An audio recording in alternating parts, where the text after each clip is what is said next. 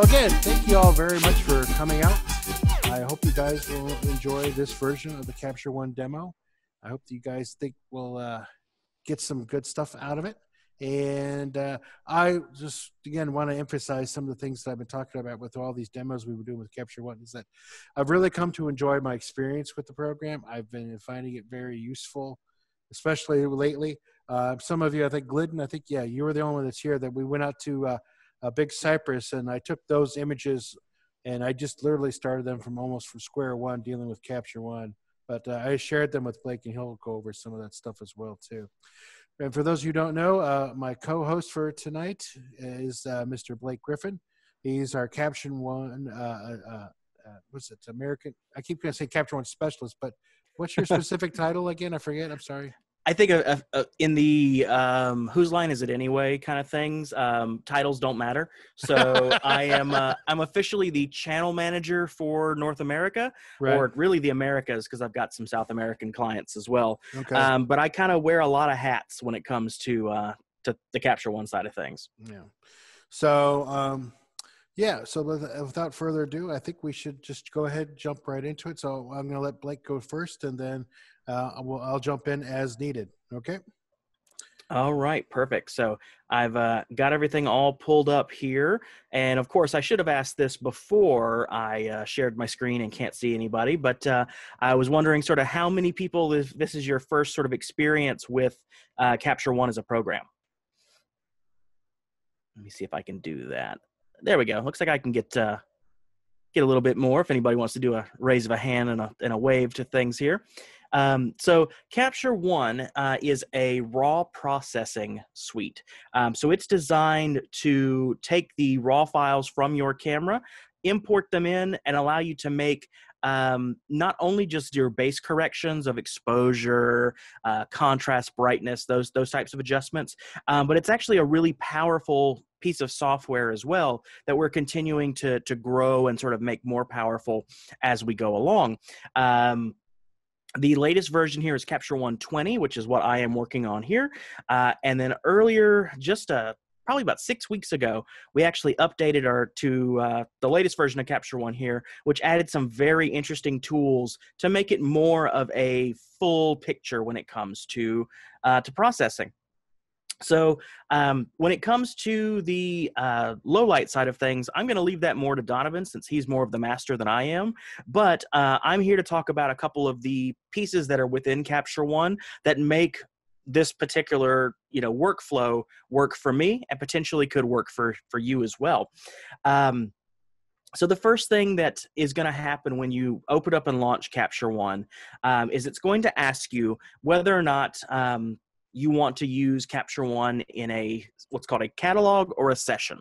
And that is a full sort of webinar on its own that I can definitely link to you, and Donovan certainly has a link to it as well. It's about an hour long on its own.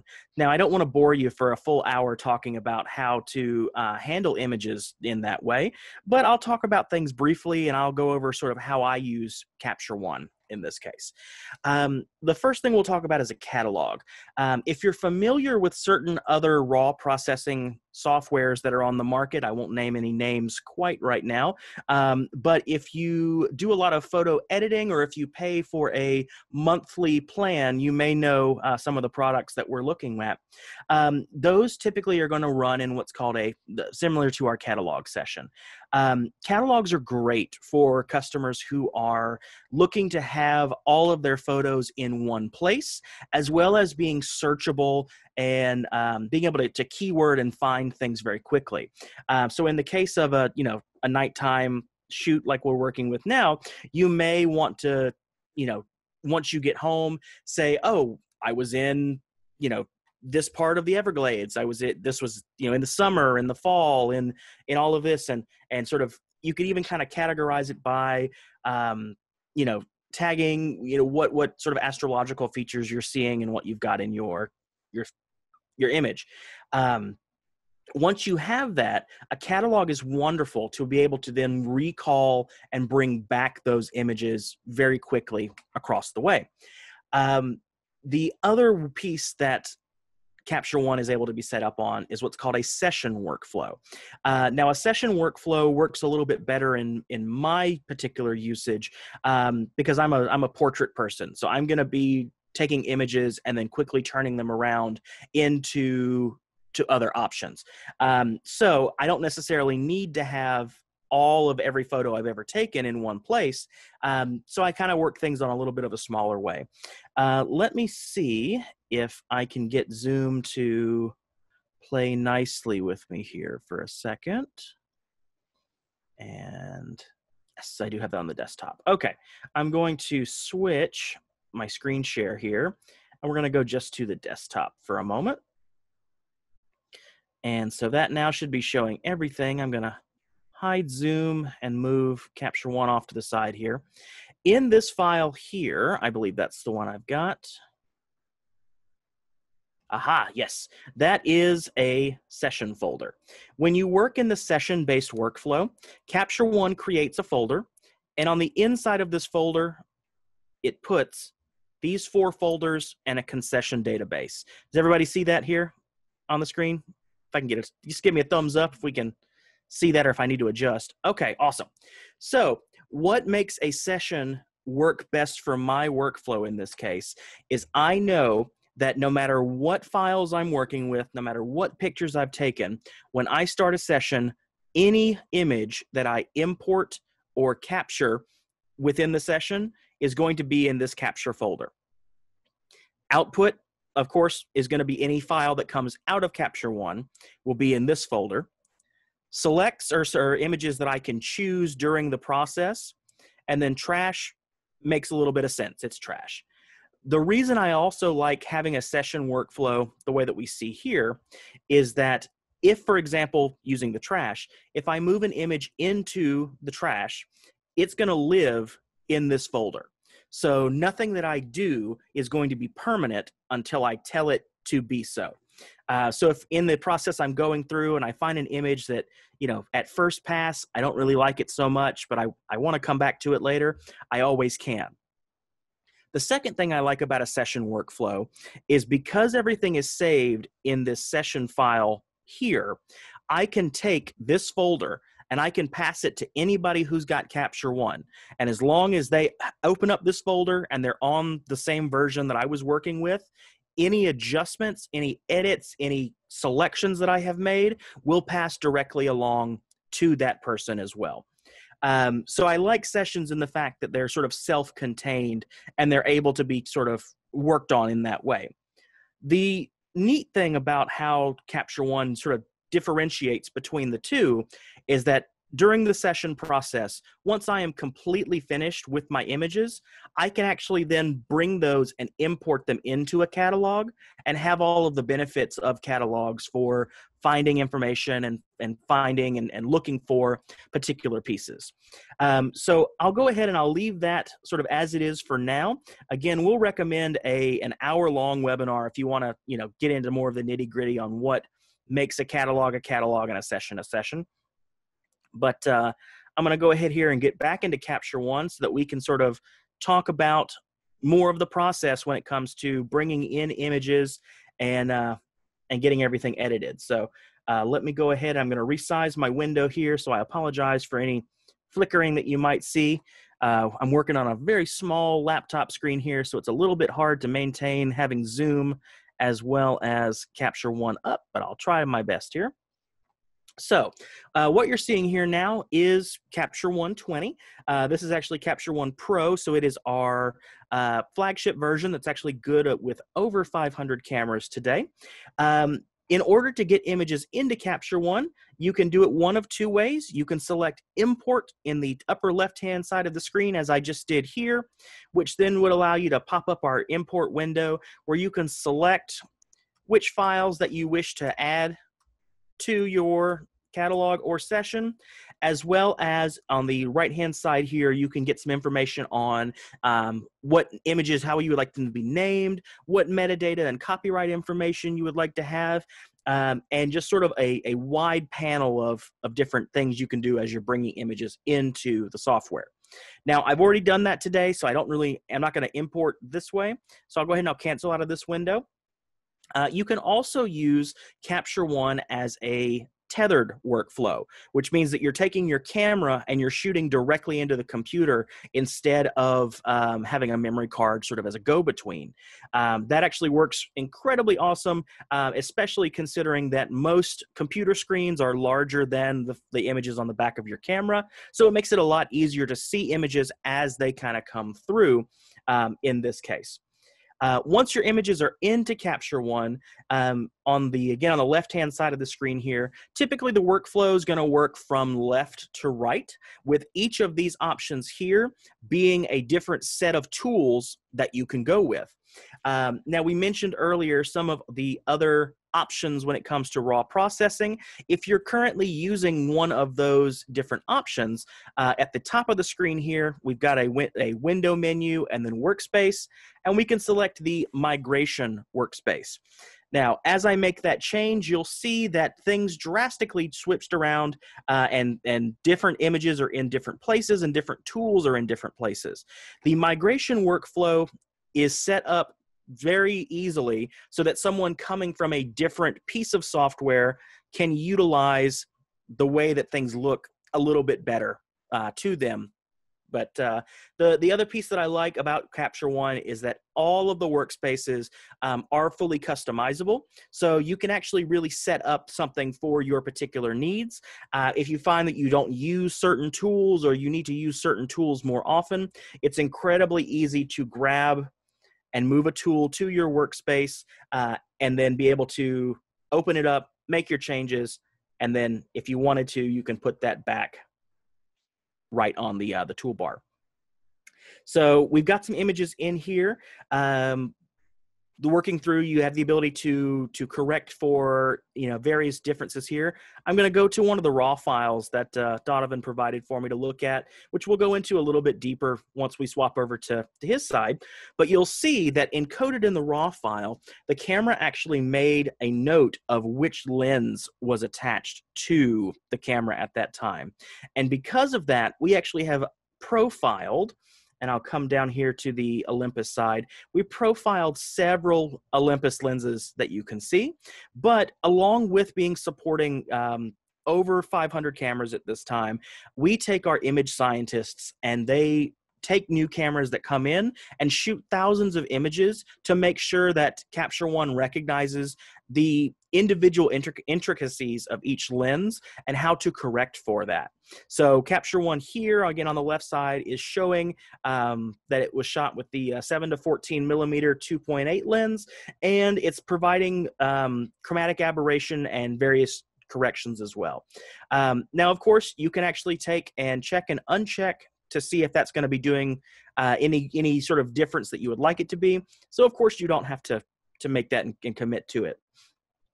Capture One, I may have sort of briefly mentioned on that already, is a non-destructive workflow. So what that means is that you can actually make any change you would like to this image. So I'll very drastically brighten things up here or drop things to almost completely black.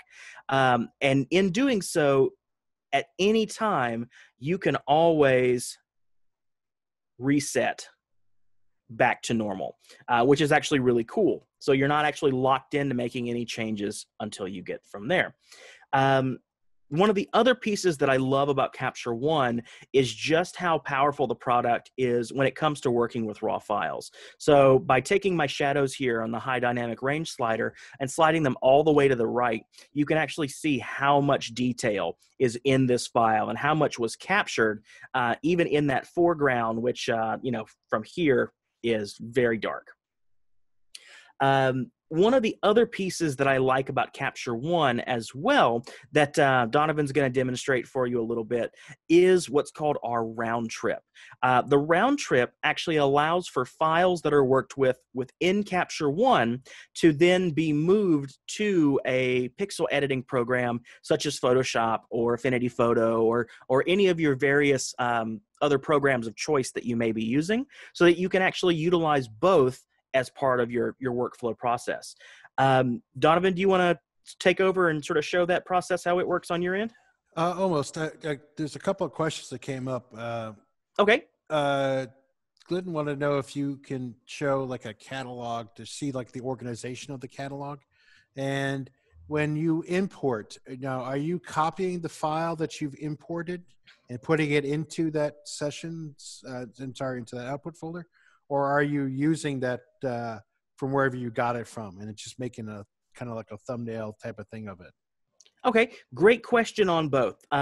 Unfortunately, I don't have a catalog really set up on this machine. I don't believe I do. Let me take a look here real quick. And no, I don't think I have a catalog set up right now. But when it comes to the catalog, sort of the way that it works out, it looks very similar to what I've got here on the left-hand side of the screen, but with some additional options as to how to set things apart. While Donovan's working, I'll see if I can throw one together real quick and be able to show that for you as well. When it comes to the second question on how images are imported in, so it works in one of two ways in this case. During an import process, as I sort of briefly showed at the beginning today, the images are copied into that folder. So your original files will live wherever it is that they live, but they'll be made a copy into Capture One. The other piece to that is that as you are working within a session, any images that get put into that that capture folder will then appear into Capture One as well. So the answer to the question is yes, it is copied into that location, and the original file is not messed with in any way. Like just to be completely clear, because what I saw on your screen is a database, a file basically, where the images are going to reside. Is that correct? Or did I miss something? Correct. When you're working in a session-based workflow, the session imports everything into a capture folder.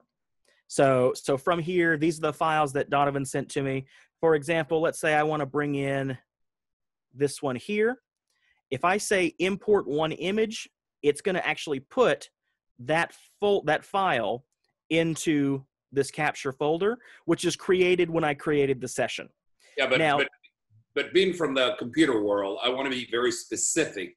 Capture One might call it folder, but it's still a file in reality that lives on whatever hard drive I'm using, correct? That's correct, yes. Okay, great. Now, if you do go into a catalog-based workflow, that's a little bit different because catalogs are designed not only to be for searchability and be more like a database.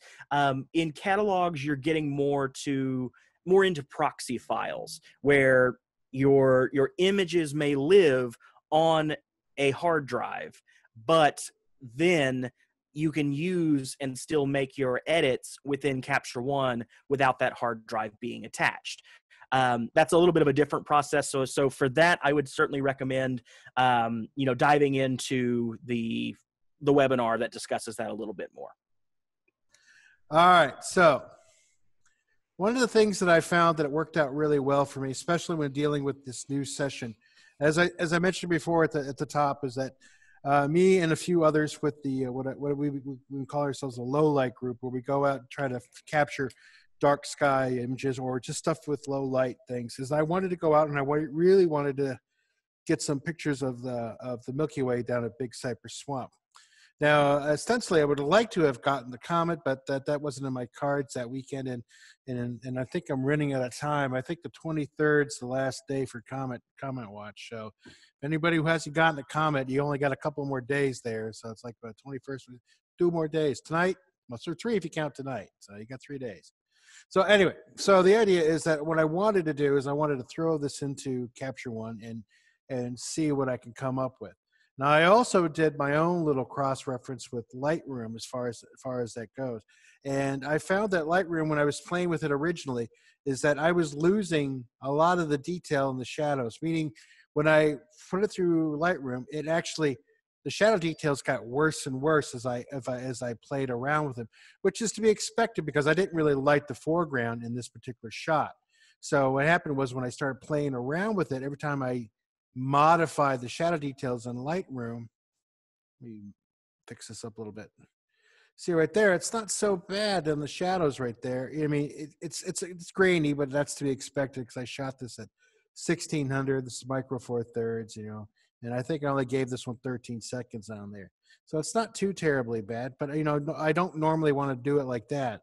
So, and I was getting even more noise scatter, you know, artificial, you know, especially with hot pixels popping up everywhere inside the picture.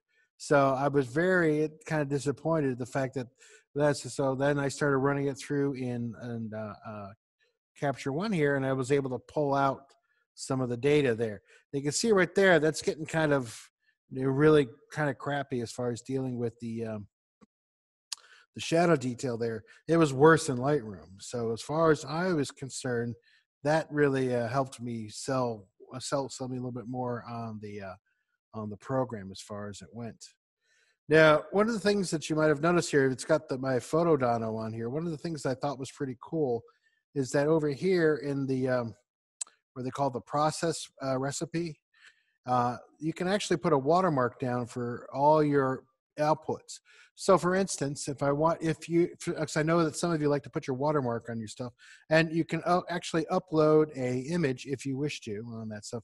I prefer text, and yeah, since I got a Mac, I got Chalk Duster, so I really like Chalk Duster. I know it's probably gauche, but I don't care. I like it. So I like that font. So what I do is I can actually add all these other options for file sizes, you know, for like an A3 print, quick proof. I started exporting these things out. So once I did that, I clicked this, and basically it processed all this and makes all these images into these JPEGs with these sizes already. I can do full size, Instagram optimized, which is great. And then of course you got the 2048 pixel for web use. So I was able to basically process all that data and do it very quickly. Now, it's not going that quickly because, again, I mentioned before with some of these issues is that I have an older laptop, 2015, and the graphics card is not really quite up to snuff as far as that goes. So that was one of the things I was kind of running around with. The other thing, too, that I liked about that and is that even though I've processed this and it did that, it doesn't overwrite any of the existing files that I would have processed this. So it instantly adds like a 1 after that, or 2, or 3, or 4, until till it runs out of numbers, which of course that'll be a long time. Now, the idea is it outputs these into the output folder, so they're ready to go there. So I can easily go to there, or I can just basically go to here and go to the output folder and all that other fun stuff. Again, that was kind of fun to do. But I want to talk about what I was doing with the edits and stuff like that. So let me go to the, let me go up to, I'm sorry, hang on one second. I got to move my Zoom stuff. Now, what I got to do is go to my gradation workspace. There we go.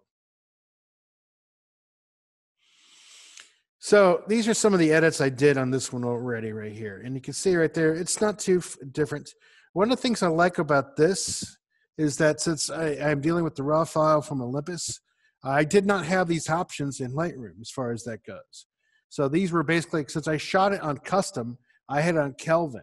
So all these white balance selections that I have are basically the same things I could have chosen if I was shooting with an Olympus as well too, which I thought was just hunky-dory. I thought that's really cool. I can go back and I can remodify. If I go back to a shot, it kind of looks like this now. You know, and if I go back to here, I'm like, well, that looks a little bit better, you know, and of course I tweaked it a little bit around on some other options right there. Now they have a clarity option. I didn't do too much in that. I just kind of bumped it up a little bit there. And I think I didn't play with the curves at all. Didn't do anything else as far as that goes. So when I got to this particular point, I was able to right click on the, oops, not right there. Hang on one second. You know, I'm on heel brush settings. Hang on one second. Where am I at? All right, let's go back to the pointer. That's the one I want. So once I get to the pointer right there, I can right click on the screen and I can click on open with Photoshop. And then it dumped it into Photoshop. And then I can basically do some additional edits in Photoshop. So let me see, where's my Photoshop file right here. So here's one right here. All right, so I'm gonna see if I can't, open this up. And then you can actually choose open with if you've already got one created. If you didn't want to Oh, okay. drop Open another with. one out. All right, cool. So back to open with right there. So I chose edit with. So when I chose edit with, it basically gives me some other options. So I was able to go into Photoshop, and basically I did some of the things that I feel more comfortable playing around with and do that.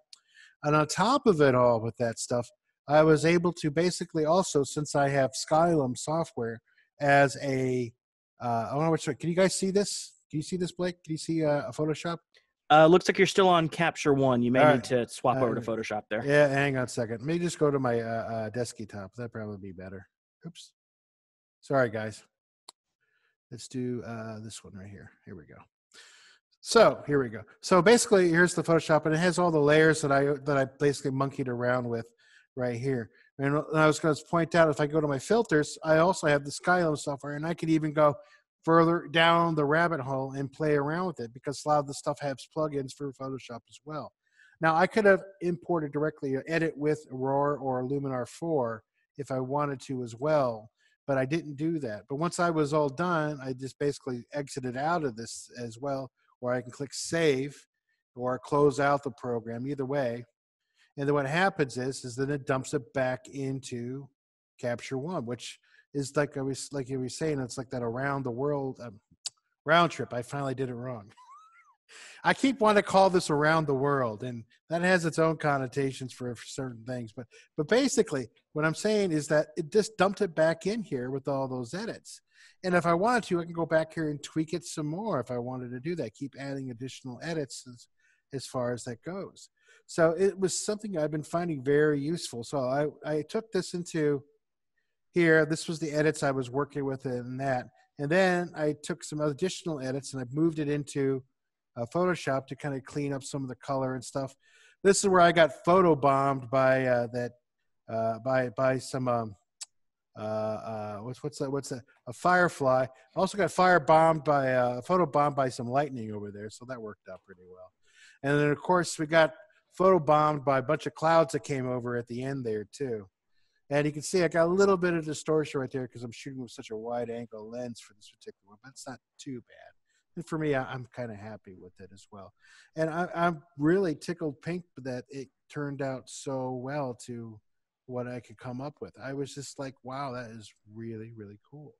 And again, these are some of the things I found that was very useful to me. And like I said, Lightroom does a great job with a lot of different things for me. But I've been always found it kind of lacking of what I've wanted it to do. And I've been finding this because even if I was to zoom up on these spots right here, you can still see there's some hot spots in there from my sensor. And I can go on there and I can clean it up and open it back up in Photoshop and clean it up. There I didn't do so good of a job cleaning that up. I need to take that back in there and I'll fix that up some more. But the idea is I can go back and I can kind of, and it makes it so much easier. And since like said, it's non-destructive, it's like, and it was super easy. The other thing too I thought was really cool is that this was actually a 50 pixel file that I shot while I was out there. Now with Olympus, what that does is it basically creates a variety of different images to overlap them a little bit to create a 50 megapixel file. And unfortunately, I shot this at 13 seconds. So it doesn't do so good when things are moving around in there. It's better when things are a little bit more static as far as that goes. But still, it didn't do too bad of a job. I got some motion blur. It's not as sharp or as crisp as I would like, but it is what it is, so it worked out fairly well. I've printed it out and it looks pretty good to me as a 4x6 or 6x8 print. And I was very happy with the result of this. And since this is a larger file, I was really, since I have a older computer, I thought maybe it would, because it would take a little bit longer time to process the data. And I found no significant lag time when I was playing with it. Now, again, I didn't measure it or test it or do any of that fun stuff. It just basically is something I thought was kind of cool and how it worked out. And I was very pleased with the results. So does anybody have any questions for me about some of the stuff I did on some of that stuff?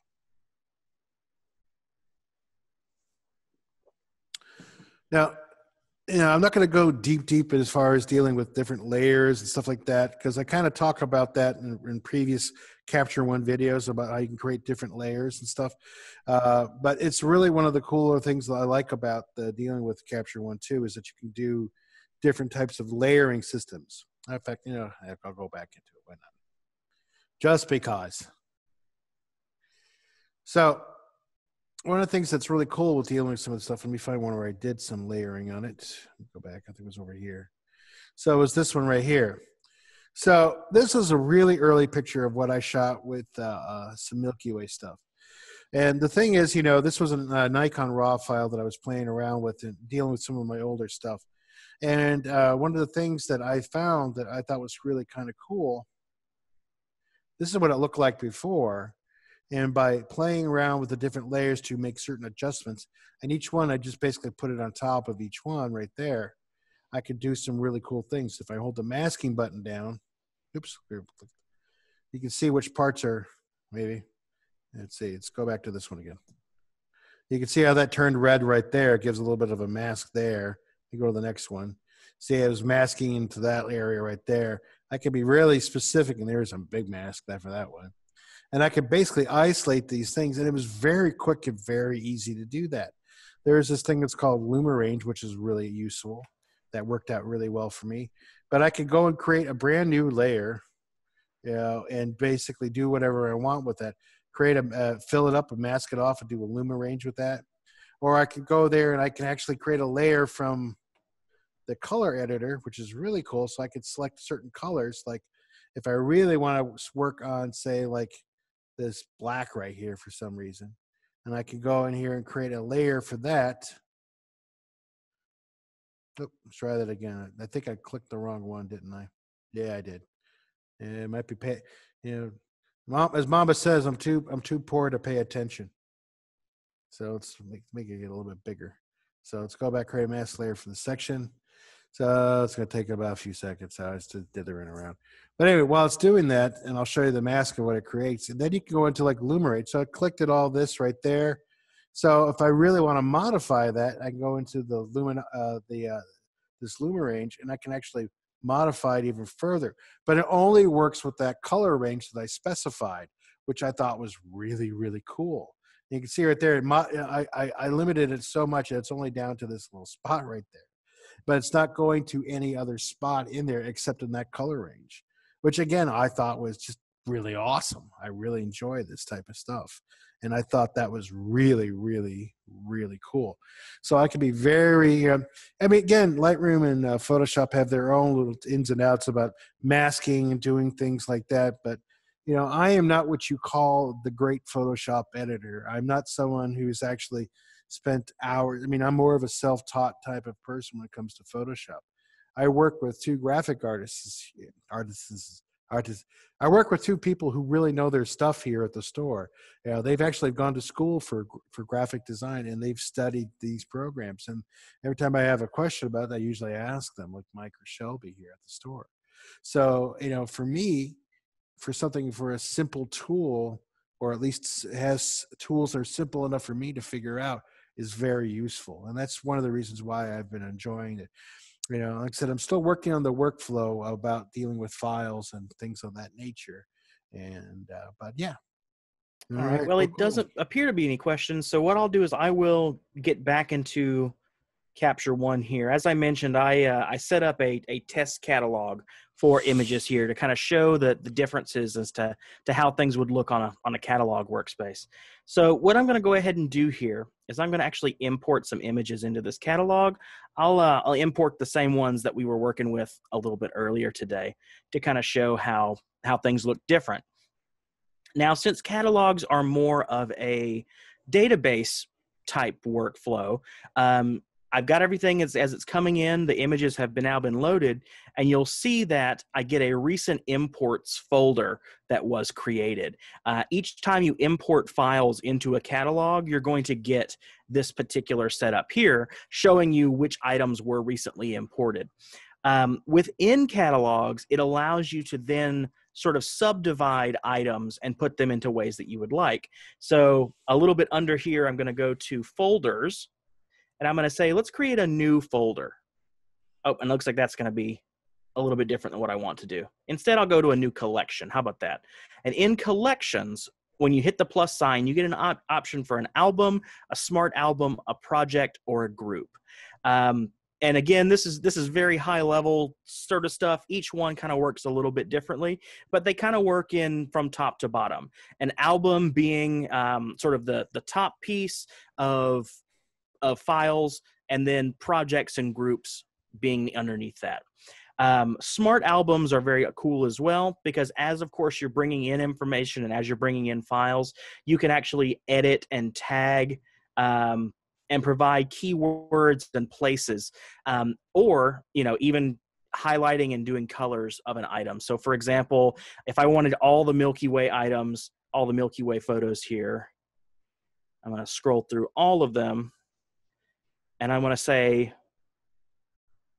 color those red as Milky Way. I can actually then come in and say in a smart album, I only want the red files, and it will pull those for me and be able to put things together. So I hope that answered the questions a little bit of how things work a little bit differently. Let me see if I can trick everything here. I'm going to actually take where we imported those files, and I'm going to move them to the trash. And that should unlink and cause Capture One to give me some guff. Let's see if it does. I think I may have to close out and reopen it. So let's try that. Oh, and actually it looks like in this case, because the files do still exist on the hard drive, even though they're in the trash, it's not unlinking everything. So I can't demo that side of things. All right.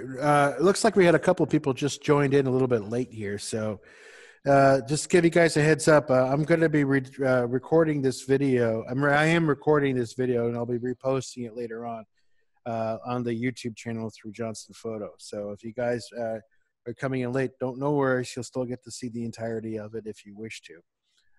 But you're welcome to ask your questions. There's no such thing as a bad question. Well, maybe there's one or two bad questions.